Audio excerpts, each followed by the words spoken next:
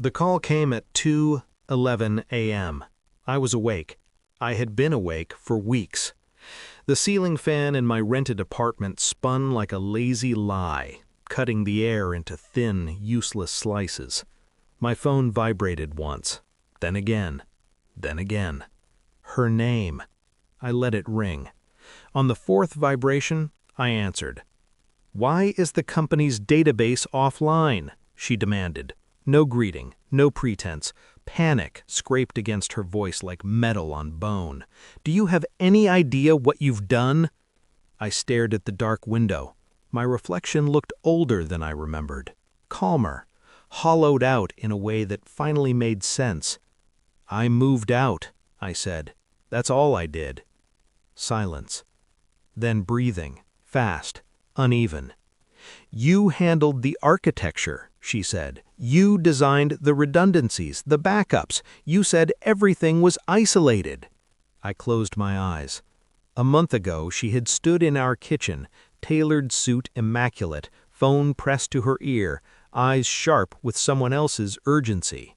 She had waved me away like a nuisance.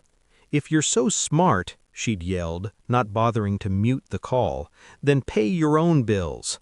So I did, and I took something with me. Not money, not files, just absence. "I warned you," I said quietly. Her voice cracked. "What did you do?" I smiled, not with my mouth. "Withdrew," I said, exactly like you asked. She had always been louder than me, brighter, faster. The CEO title suited her. Sharp edges, clean lines, power worn like perfume. I was the quiet one, the architect behind systems no one noticed until they failed, the husband who didn't need applause, until applause was all she wanted. The betrayal didn't arrive as a scream. It crept in through details. Late dinners explained away as board meetings, a second phone that never left her purse, a new name popping up on her calendar, investor relations, always after 9 p.m. I told myself it was paranoia, the mind protecting what the heart couldn't afford to lose. Then Thanksgiving happened. "Don't bother coming if you can't contribute," my daughter-in-law shouted over the phone. "If you want to join, come wash the dishes." I held the phone away from my ear. My wife didn't intervene. She watched, silent, calculating, amused. That was the moment something shifted. Not anger, recognition. I wasn't family. I was infrastructure, useful until inconvenient. I left that night.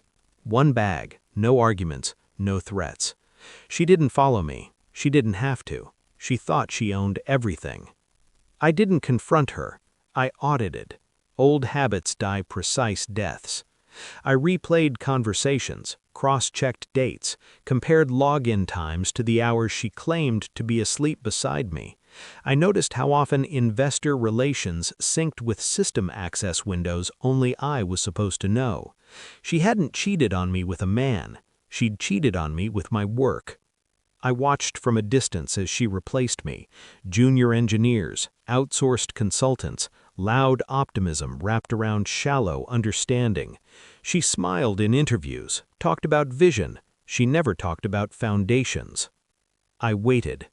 Then I bought a villa in Switzerland. Quiet, glass, snow-drowned silence. I posted nothing, sent no announcements. Photos leaked anyway. My phone rang 71 times. I didn't answer, because patience is a form of revenge. The audit confirmed it. She had merged personal authority with system privileges I alone controlled.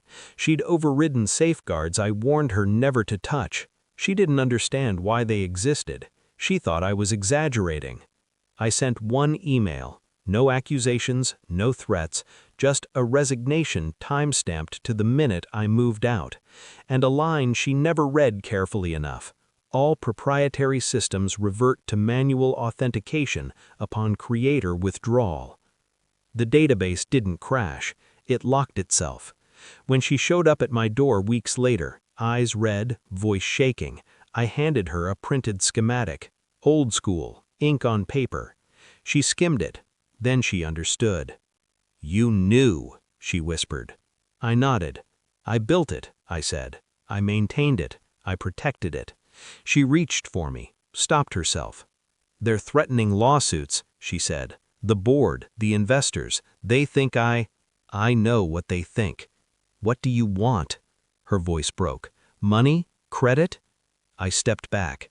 I want nothing, I said. That's the point.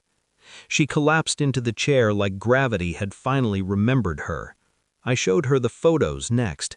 The villa, the lake, the quiet. You told me to pay my own bills, I said. I did. She stared. For the first time she had nothing to trade. I left before she could cry. On the flight back to Switzerland, I felt nothing dramatic. No regret, just clarity. Power isn't volume, it's leverage. Love isn't ownership, it's respect. She lost both. The snow outside my window erased everything evenly. Footprints, mistakes, histories. I turned off my phone. Some systems aren't meant to be rebooted. They're meant to be abandoned.